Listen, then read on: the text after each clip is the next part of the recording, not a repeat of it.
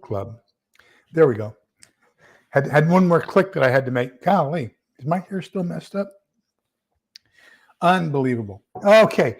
Wow. All kinds of great, exciting news. Scary news, but there is some exciting news. They caught a fellow in my old hometown, where I'm originally from, El Paso. Crossed over the border. They detained him. And they asked him some questions, and he said, "Oh, I am Hezbollah, and I'm here to build things that go boom in the night and scare people and do all that kinds of stuff and cause problems within your country." And so they said, "Whoa, no, you can't come in." Finally, somebody who can't come in. But Supreme Court ruled today that Texas can go ahead and implement their enforcement of our state border so that we can arrest people who are here illegally. And that's not the final adjudication. They've just lifted the ban that kept Texas DPS and National Guard from arresting people. So that's kind of good news, but just all kinds of exciting things going on. So we've got 5 people here. Hello, Holly. I saw Maggie. It was one of the first ones here. Theoxorus, I believe I saw you too. Let me get my mouse working here. And yeah, so Maggie, hello, welcome. Theoxorus, Holly, Diana too, Little Lone Prepper. And that looks like it's Joel Eichner. Welcome. Thank you, sir. Thank you for your kind words. I greatly appreciate that. We try. We don't want to scare people, and there's a lot more that I don't know than what I do know. But together we can find the answers. And there's all kinds of great people here, that provide all kinds of great information. So make sure you participate in the chat, because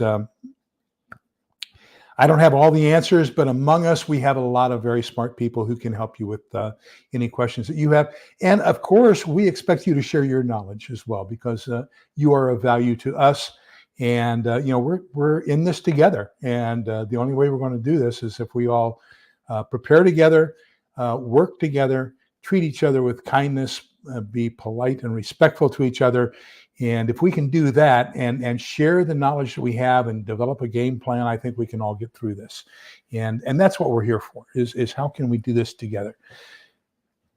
Okay, so we are beginning week 6 of Food Storage for Preppers, a week-by-week plan for surviving an apocalypse by David Nash. This guy has put an awful lot of work into this book. I strongly recommend it.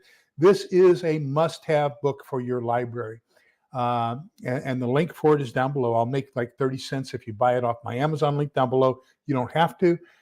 Please don't feel that you're obligated to do that. But if you do, remember that 1/3 of the money I make off of any Amazon sales or off of YouTube is donated to the local county food bank.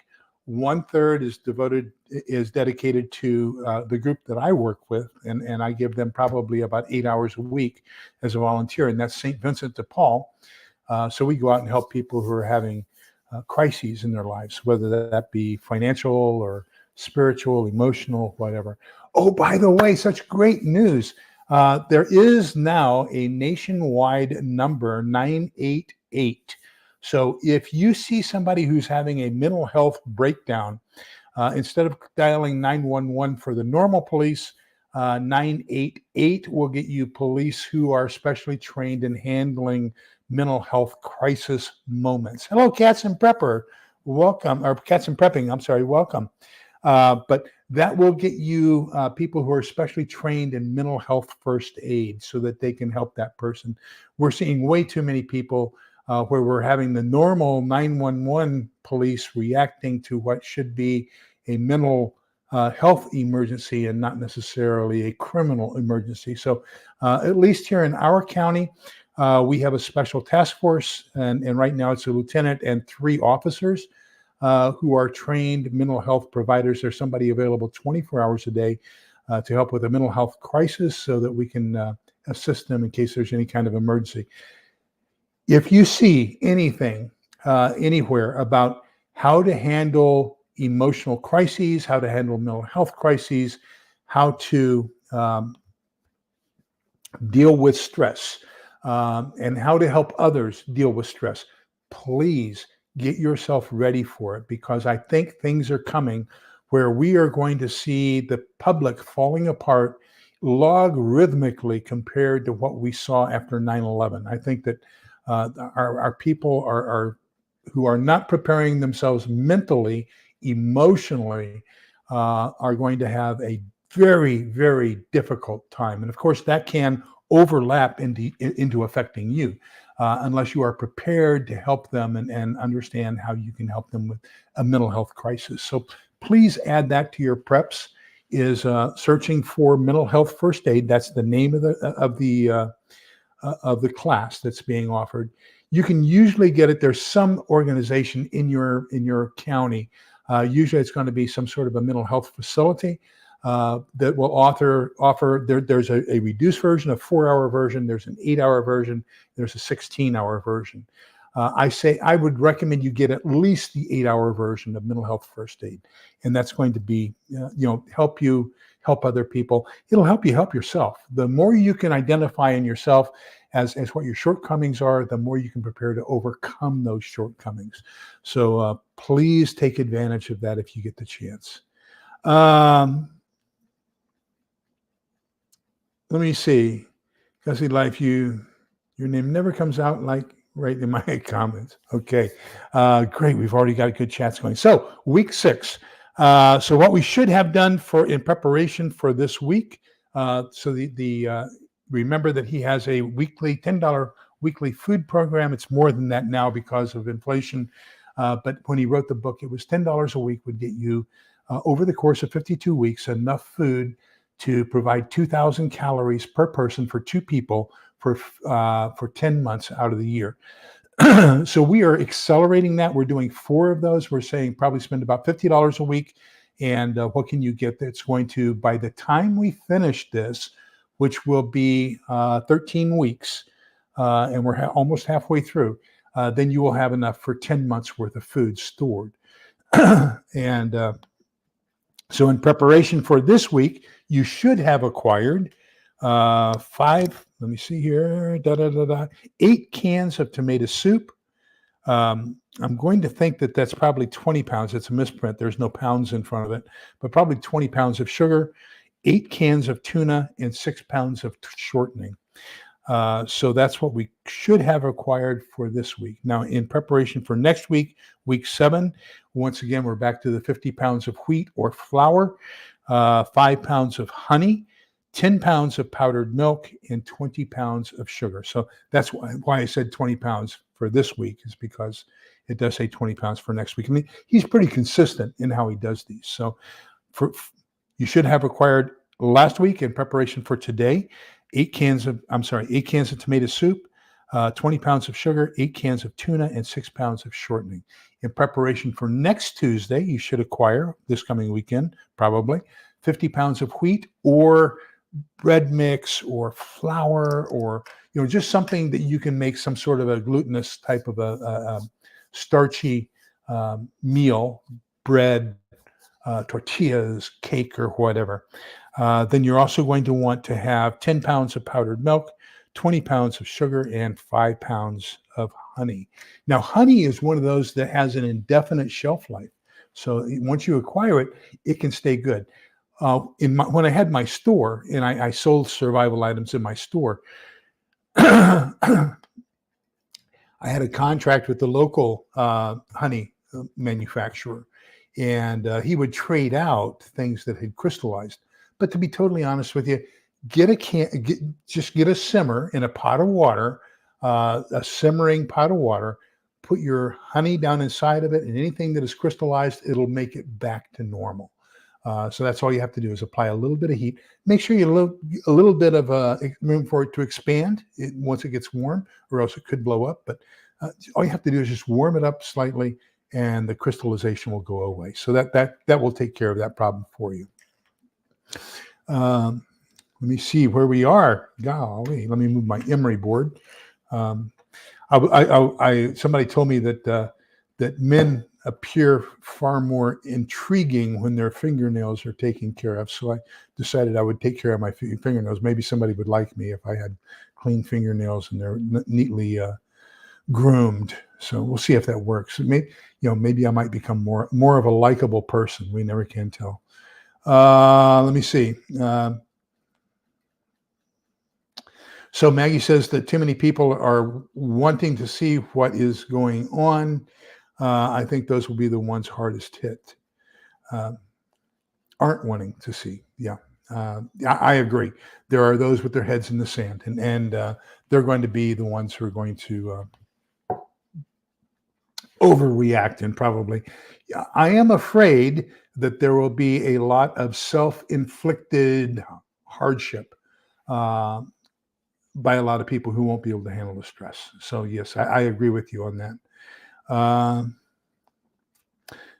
Thank you, Phioxerus. I need to turn off autocorrect on everything because you just cannot believe how, well, I'm going to say 30% of it's my fault, but 70% I'm going to blame elsewhere. Hello, Shenanigans. Happy St. Joseph Feast Day. We finished our consecration at St. Joseph this morning, and then we went to lunch. There were about 14 of us, and 2 of the ladies rode together in one car, and we all went to lunch together afterwards, and after the consecration, and 2 of them were riding together, got into a car wreck, and thank God they weren't injured, but the car is severely damaged. So that kind of put a little bit of a damper on the luncheon, but we had a great luncheon.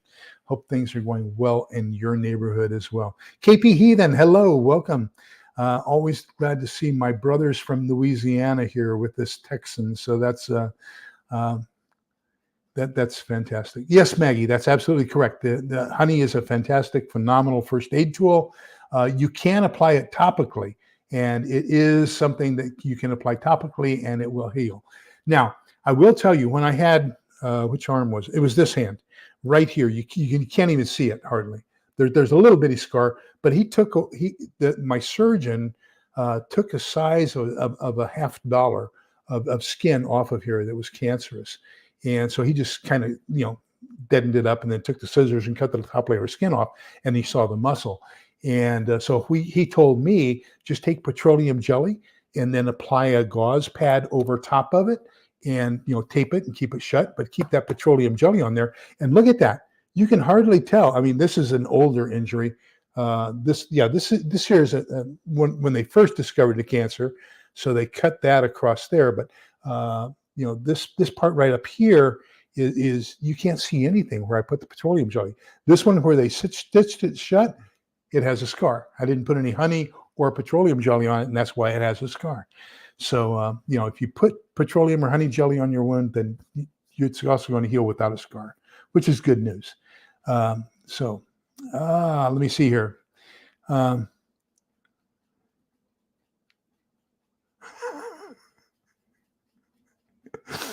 Oh, yes, it can get us in trouble, can't it? Let me see, I'm having a hard time respecting teachers and professors as a group. Individuals may be decent, but, well, here's my problem, Phioxerus, with teachers and everything else is, number one, they teach what they want to teach instead of what they should teach. They also change history a little bit to suit their own needs and wants and desires. The other thing is I would expect teachers to be a little bit more educated and a better example for people than what they are. When my wife was a special ed inclusion teacher, so that means that she was in the same classroom with the normal teacher, teaching the same subject, but the students weren't allowed to know that she was focusing on the special ed students. It was trying to integrate them into a regular classroom, but she was there to assist the special ed students primarily. And so when I went to see her one day, there was a picture on the desk of the teacher that she was working with, and there was a picture of me and my husband. And I thought, oh, God, that's the grammar that even our teachers have nowadays. Unbelievable. Hello, Butch Graves. Welcome. Glad to see you.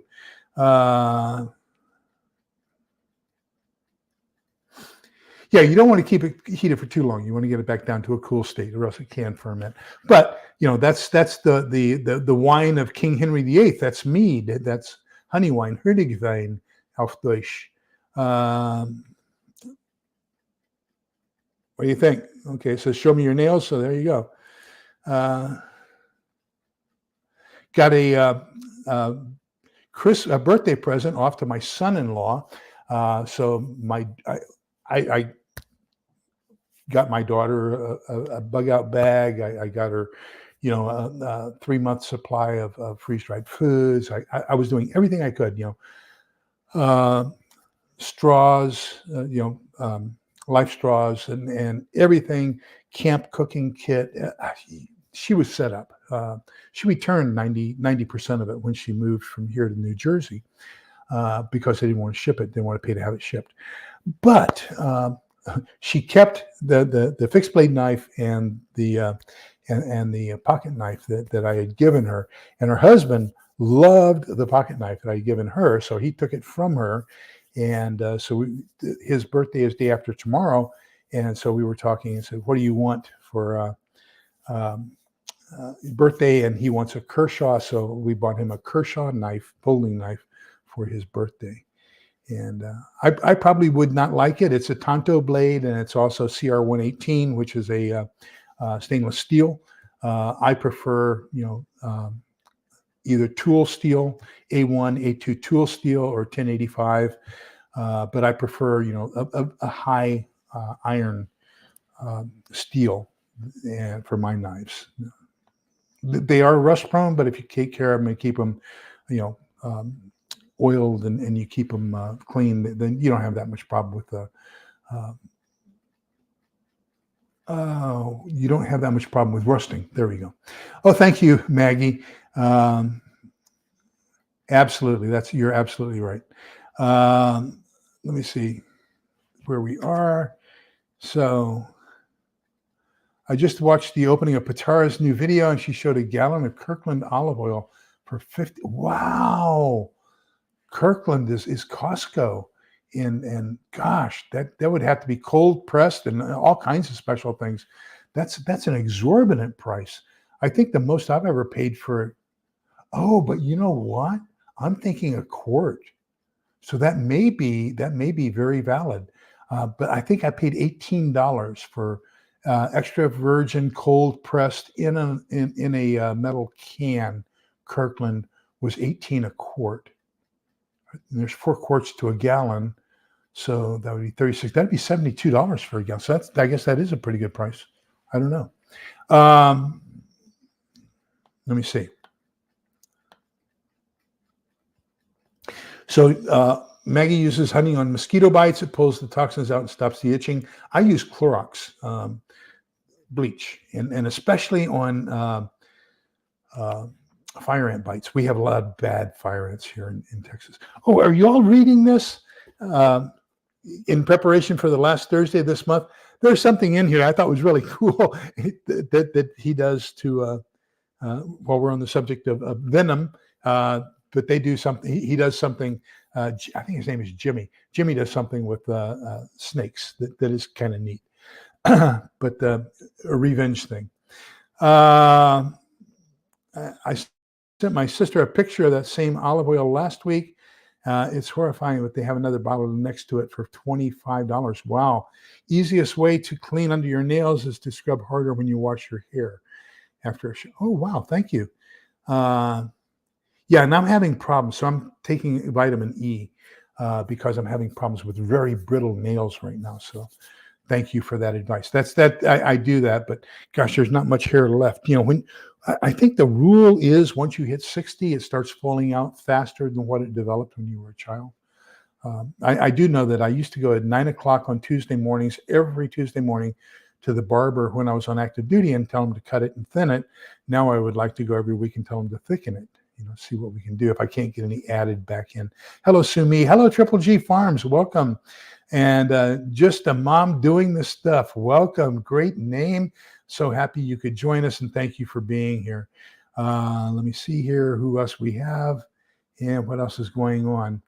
Thank you for posting those links, Little Lone Prepper. If anybody has a channel and you are producing things and you would like to have other people here view your videos and you don't have the reach that you think you should have, just let one of my moderators know that, and they'll be happy to post your link. And then I encourage everybody, let's please support each other to the maximum extent possible. So, yeah, Sumi, I agree that the quality of teachers has declined, and but that's just the way it is. So Maggie says that olive oil is $45 a gallon just a few weeks ago. Plan on getting our knives for our bug out bags for Father's Day and Mother's Day. That's a great idea. When asked what we want as a gift, we said knives. That's great. And my nephew, or I'm sorry, my son-in-law, they, as a matter of fact, for Christmas last year, I got a special knife that was engraved from my 3 grandchildren, and so that's special. I don't touch that. That's a memento. But when they went out, they got me a knife from Pikes Peak and everything. But now what I carry is in this pocket, I have a buck. I don't know the model number. Oh, it's a Revell. And in this pocket, I have a Pizzoda from CRKT. So I carry 2, one in each pocket. And my daughter says that he is so happy that he has a chance to use his knife because he can reach in his pocket and grab for it, which is great. I'm glad that something means that much for him. It's great. It's really nice when you find something somebody really wants and they treasure, and you're able to give that to somebody to make them feel a little bit special. I'm sorry. Let me see.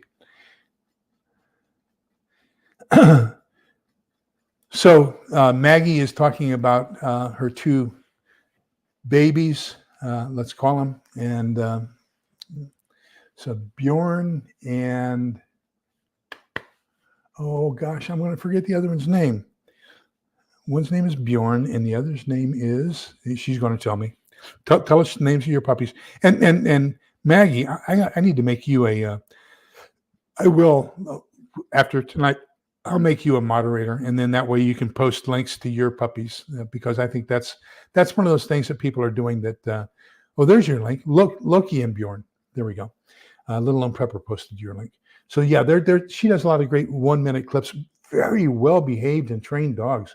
Unbelievable. And just really great. And that will, when find things like that to put a smile on your face and help you to deal with the problems that we encounter on a daily basis in life. Okay. Find things that you can do that will put smiles on your face. And it's just, what can you do? Okay.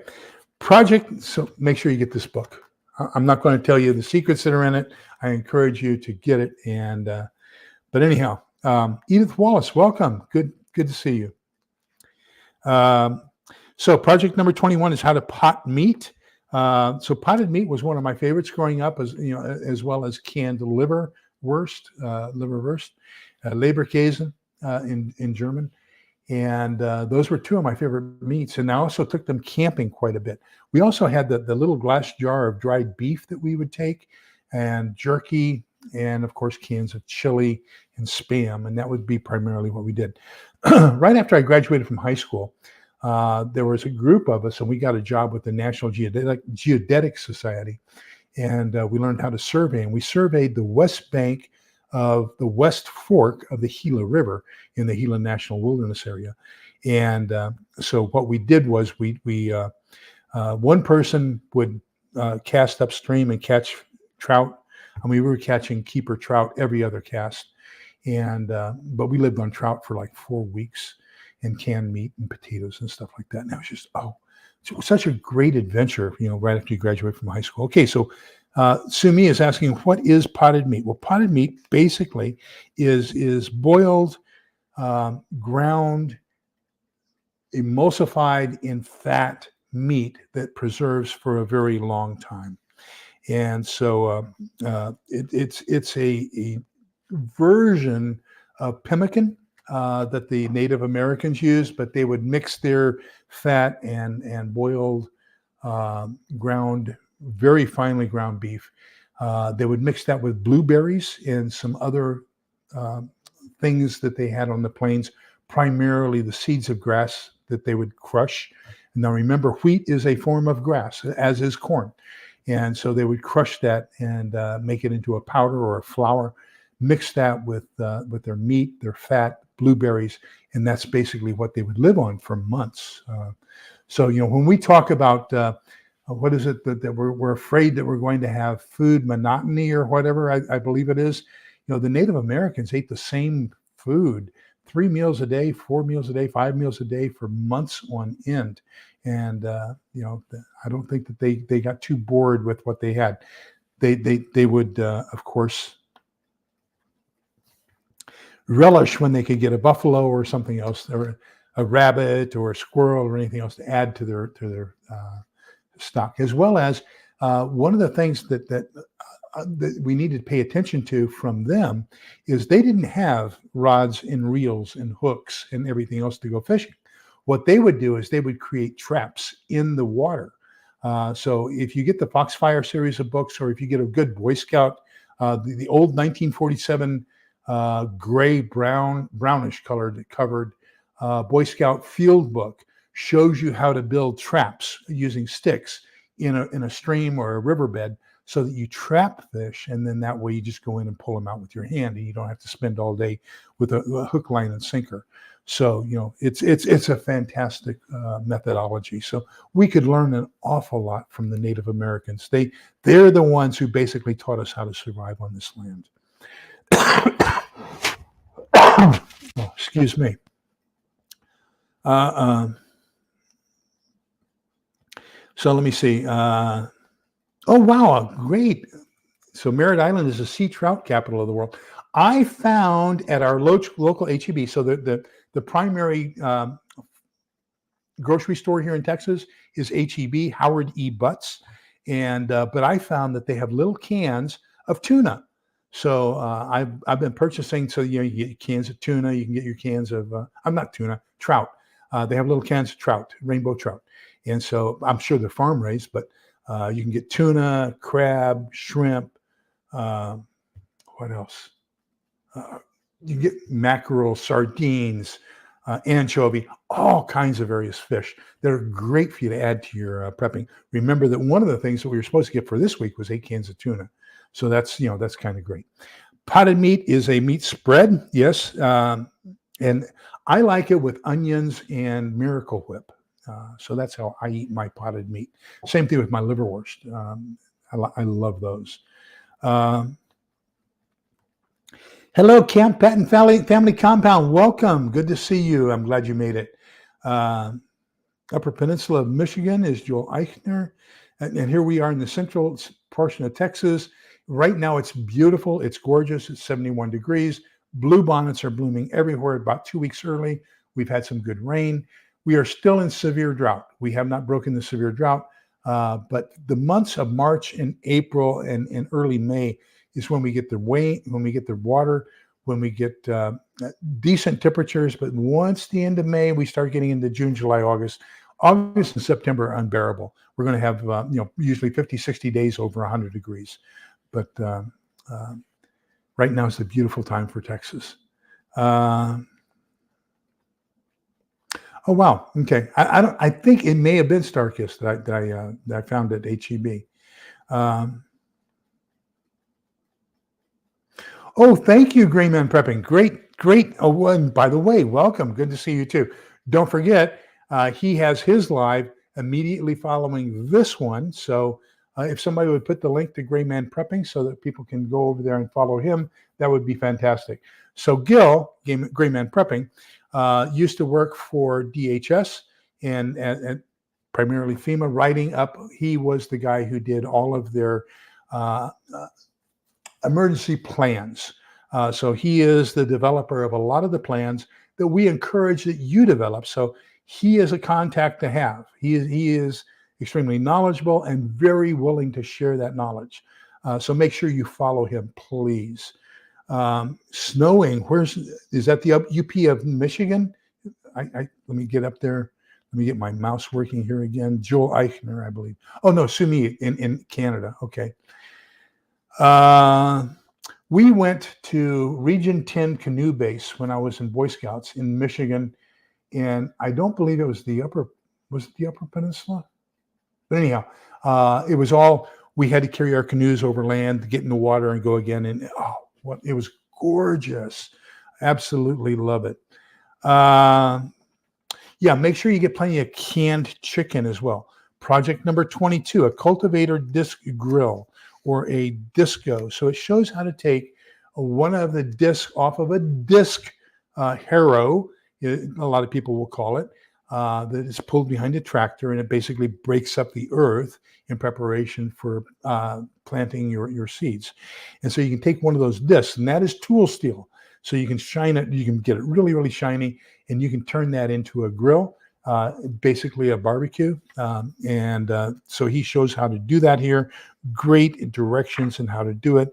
All you need is a cutting wheel or a hacksaw, some sandpaper, a grinder, and a welder. You can, and the reason you need the welder, and you can pay somebody to do that for you, is remember that this is a wheel, and so it's going to be fit on an axle on your harrow. And so you want to plug that hole so that all the coals and everything don't come out the bottom. But basically, and now you can flip that over if you want to.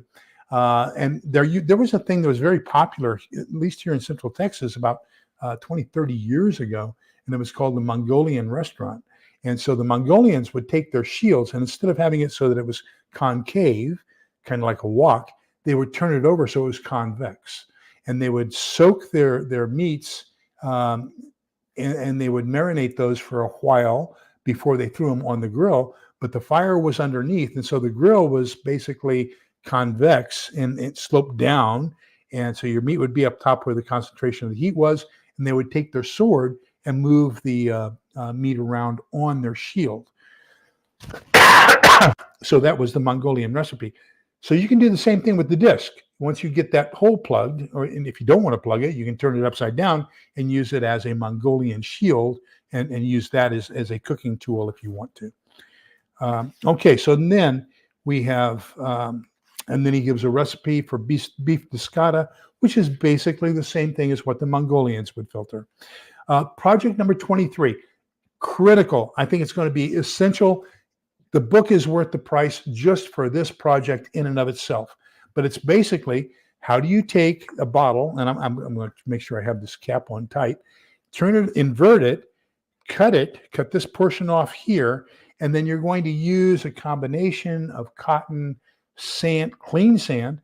I would recommend that you get one of those packages of what do you call it, antiseptic sand or something like that for children's playgrounds. You can get at your Home Depot has it, Lowe's has it, Ace Hardware has it. So, any of those, McCoy's Lumber has it. But you can get one of those sterilized sands, and along with some activated charcoal. And if you don't have activated charcoal, just take the charcoal that you have left over from your grill, grind it up real good, turn it into a powder. And using those as well as cotton and a coffee filter, you can turn this into a water purification device so that you will have potable water in a post-apocalyptic environment. This project number 23 is worth the cost of the book. I will give that to you right there. Oh, thank you, Gil. So tonight's live stream, so save this one. I would copy that and just go ahead and put it up in your search bar so that the minute we finish here, and Gil, I will try to finish on time so that we can get the people moved over to your channel on time. Last time we were about 5 minutes late, but we'll try to get you over there. We'll try to get over there in time for the start. So please, and then when you get over there, make sure you let them know that you came from here, okay? So that we get those people involved. Be kind, polite, and respectful like you are here. Share your thoughts, share your knowledge, And gosh, we can turn Gil's channel into a great supportive channel, because he needs a lot more followers. He does not have the following he deserves. I can tell you that much. So the next one, so after the Biosand filter, and here they use gravel, they use a bucket and everything else. You can use one of these, okay? Now, here's something that you have to understand when you're filtering water. The better the filter, the more that it's going to remove from, the more impurities it removes from your potable water, the slower it's going to move through that filter, okay? So if it's going through there really quick, that means it's not filtering that much, okay? So the faster it moves, the less contaminant it's removing. The slower it moves, the higher the decontamination factor for your filter that you're using. Speaking of which, guess what came in the mail? And I'll do an unboxing on this.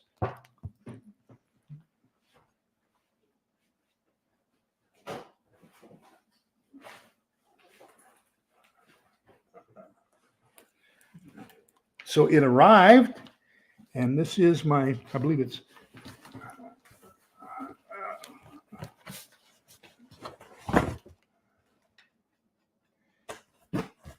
okay, so this is the SimPure IF MPP 002 model PP 10-inch 5UM with 3 extra filters. So I will be able to do about 20,000 gallons of water with this, and that will make it pure. But what I like most about this is that this one has a rechargeable, battery-operated, USB rechargeable UV filter in the spigot. So after you've done all the normal filtration, now it has a UV charger or a UV light in the spigot, so that you're killing the protozoa and amoeba that may have made it through, in case they're smaller than 0.01 microns. So it's just great. So I'll do an unboxing on that, and I'm really excited about that. Yeah, we'll do an unboxing on that. That's going to be great. The last project that we're going to talk about this week is project number 24. He talks about how to sterilize water in a pressure cooker.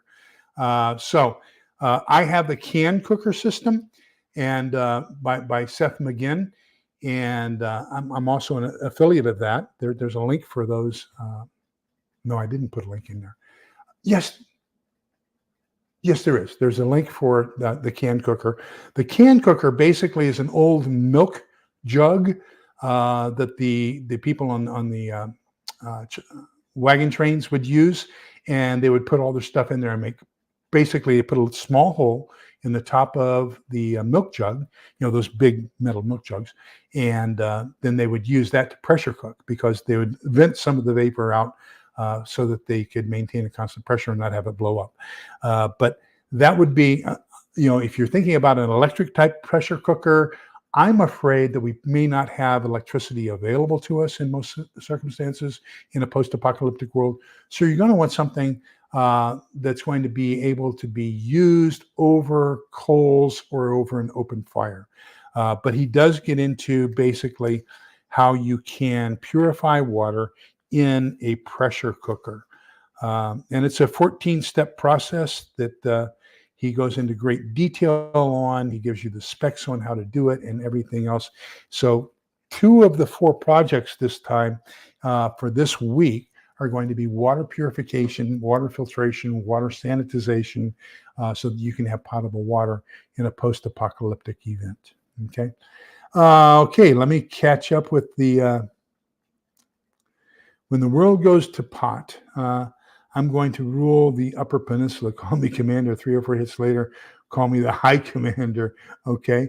I go by Chief because that was my rank in the Army. I was a Chief Warrant Officer. So everybody just calls me Chief. Now, the Navy, they call their warrant officers, actually in the Marine Corps, they call their warrant officers gunners because they were the 3rd lieutenant in charge of gunnery on a ship. And so they call them the gunner. And then in the Navy, they don't call their chief warrant officers chief, because they call their chief petty officers chief. So it's a petty officer is a chief in the Navy, which is a E7 and above, E78, E9. So you have chief, senior chief, master chief. And whereas in the Army, that would be a sergeant first class, master sergeant, and a sergeant major. And by the way, I was a sergeant first class promotable when I was appointed to warrant officer. So if I had stayed enlisted for 2 more months, just 2 more months, I would have been a master sergeant instead of a sergeant first class. And at the time that I was appointed, I was acting as a first sergeant. So, okay, I will show that to you. I'll tell you what, I'm really slowing down on what I'm buying for my prepper pantry hauls. You're going to see a dramatic decrease in what I'm doing. We had a bigger one this last Saturday simply because I got in my Thrive Life monthly order. I'm only ordering 3 or 4 cans this month from Thrive Life for my monthly order. I'm going down from $200 down to about $125, $150 max. So that's only going to be 3 or 4 cans. And I'm not going to buy that much for other stuff because I've got to keep a happy household. And the wife said, no more space. I'm not allowed any more space in the house. She's tired of living around cans and vacuum sealed crushed boxes of cake mix and everything else. So I'm not going to have a whole bunch. So what I may do is start bringing back some of the other stuff that I have acquired over time and showing that as part of the prepper pantry haul. And so what I may do is show you the trout that I have acquired for that. Let's see.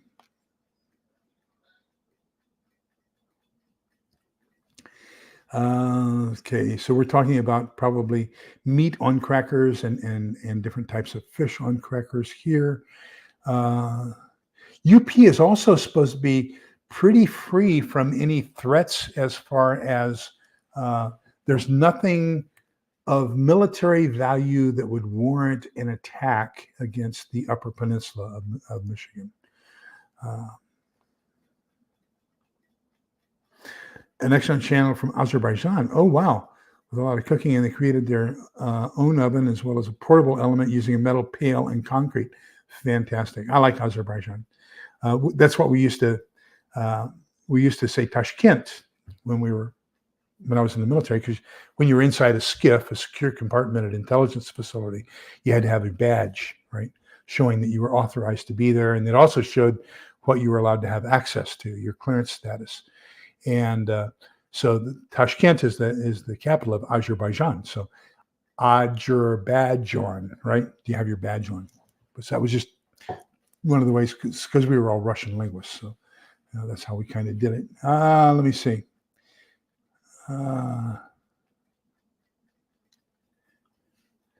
Order your solar eclipse glasses for April 8th. Full eclipse in 4 minutes is 4 minutes and 28 seconds. No glasses. You can use binoculars to see Venus and Jupiter. Oh, wow. And a comet, then put your glasses back on. For some reason, somebody in the government today warned Texas, Oklahoma, and I believe Ohio, maybe Indiana. But they're saying make sure you have 2 weeks of freeze-dried. No, I'm sorry. Make sure you have a 2-week supply of food in your home in preparation for April 8th. That makes no sense to me whatsoever, but to each their own. They're going to deal with it the way they want to. I'm not going to look at it. I will actually look at the reflection on the ground. And so I got some really cool pictures the last time we had an eclipse, because as it reflected off the leaves, it was in summer and it reflected off the leaves, and you had all these neat little crescents on the ground. It was spectacular. But a great experience. I have heard the same thing. Hardwood is better than softwood. And make sure that you have straight charcoal. And yeah, he is right. And don't have it that has the embedded chemicals that make it light. Garden Girl 84, welcome. So North Texas, up probably around Lubbock. I don't know. Amarillo. Although Amarillo is kind of right there, basically at the start of North Texas, in my opinion. Well, I don't know. There's people, I guess, Denton considers themselves North Texas, and I don't know. I consider myself Central Texas, but Austin area. But actually, Central Texas is more like Brady, San Angelo, that area. But I'm originally from West Texas, and you can't get any further west than where I'm from. I'm from El Paso originally, and then we moved here to Austin area. Let me see here.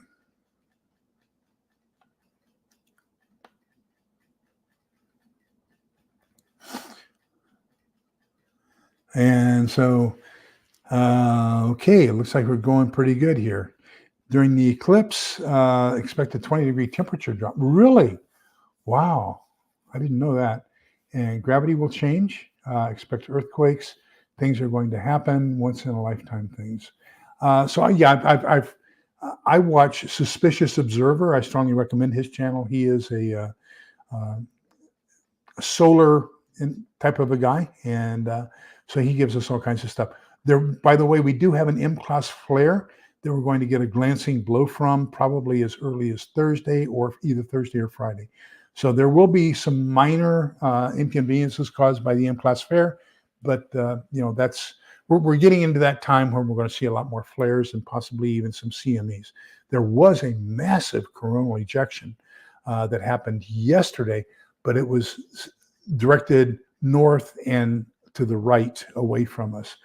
So as it's doing its rotation, it's going to spin away from us and not hit us at all. So I was very happy to see that.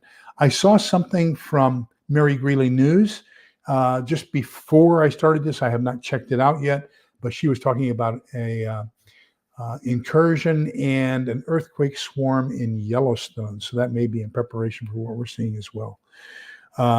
So Bjorn and Loki are going to get recorded during the eclipse and see how they react. I know how my girls would react. All three of them would just bark. They go crazy.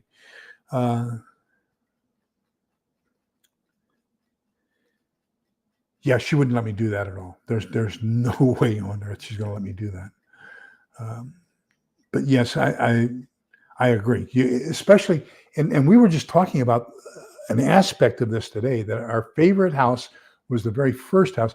We were driving behind a Range Rover. We went to Academy Sporting Goods today.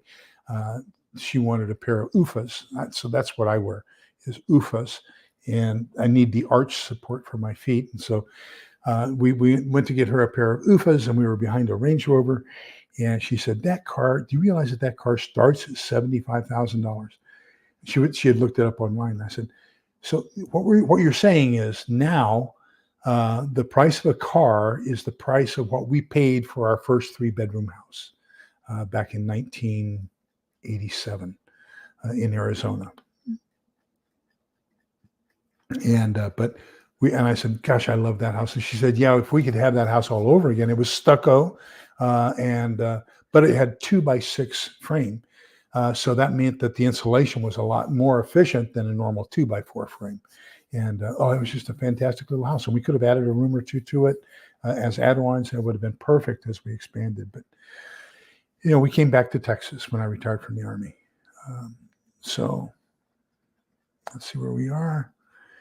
And hello, Prepper Book Club. Welcome. I haven't seen you in a while. Welcome. So glad you're back. So happy to see you. So anyhow, and I also wanted to tell you that I did have that hour-and-a-half long conversation with John Grammer yesterday morning. Oh, what a pleasant guy. Just phenomenal. I'm looking forward to his book. The way he's describing it, it's kind of along the line of Kirkwood's book, Black Autumn, which is they're basically having a problem with a lot of the people being released from prisons and jails as a result of the CME and the gangs and things like that. Okay, the Max says that there's a red heifer alert, that they've evidently found the red heifer that the Israelis want to sacrifice. But anyhow, where was I? Oh, but his book's name is Infiltrated. And so I'm looking forward to that. That's going to be, and the link is down in the show notes. That is going to be the book we're going to read for our April end of the month book club, our fiction book club.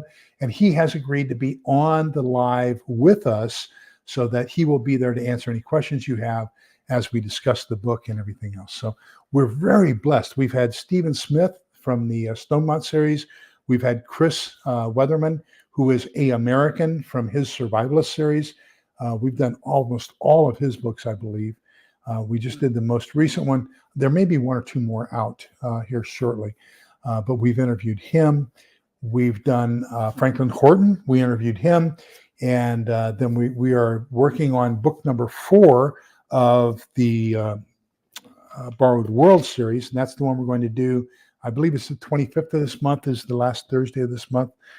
So we'll be doing book 4 of the Borrowed World series. We've been able to interview him.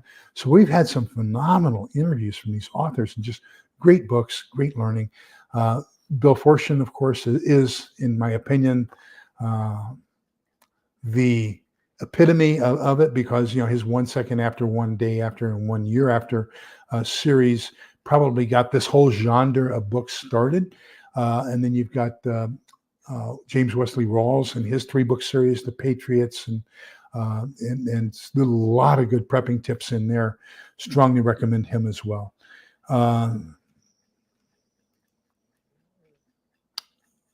Okay, Collin County. Great. No, I beg your pardon, but I think that there's a lot of natural resources in Canada that are very valuable. Not worth attacking, but definitely worth having. How's that? Can we say it that way?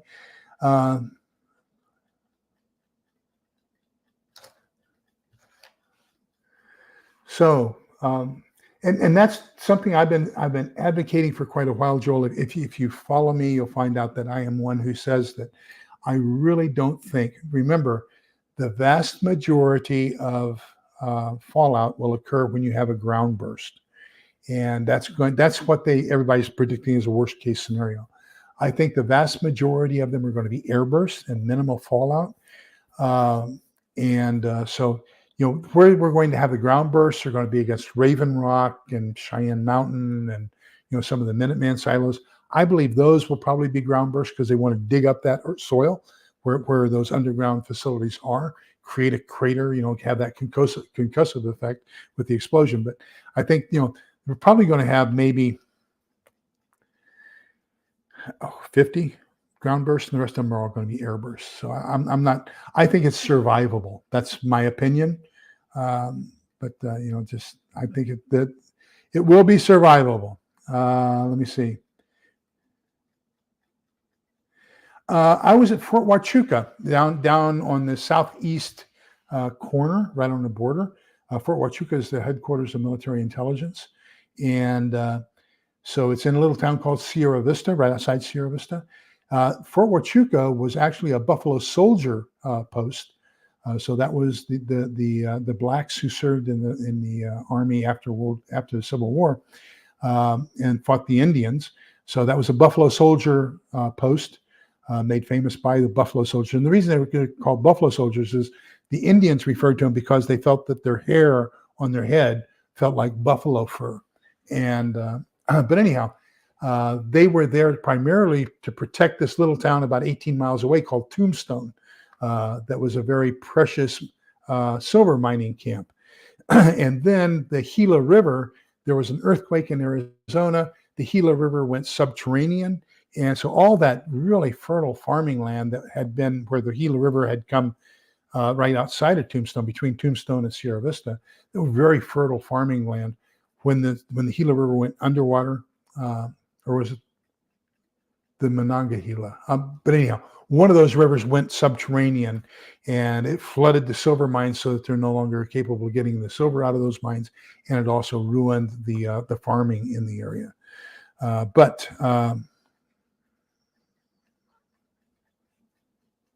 Wow. They had a lot of neat explanations. I'm really enthralled with the Navajo. Gosh, So many things that the Navajo have that are just so astute. It's unbelievable. So let me see. Okay. So I think we're getting pretty close to the end. We're at 54, 55 minutes. So just I want to recap what we need to be getting in preparation. So if you're going to follow the plan on getting 10 months worth of food at 2,000 calories a day. What you need to get in preparation for next week is 50 pounds of wheat or flour, 5 pounds of honey, 10 pounds of powdered milk, and 20 pounds of sugar. And that will be what we're looking at next week. So if you can acquire those, that would be fantastic. So let me see if there's any final comments, and let me pass some of these. I played with Mad Shad, thought he was my equal. Whoever said the Sioux is Phioxerus, yeah, I agree. I don't think they want to destroy they want the resources that they're trying to conquer. And if you go with the ground burst, you want to destroy the resources, and they'll be contaminated for a lifetime. So I agree with you. I think what they want to do is eradicate the will to defend. And if that means eradicating the population, that means eradicating the population. They want to eradicate the will to defend or the ability to defend, and then take over the resources that are currently there. That's my interpretation as well.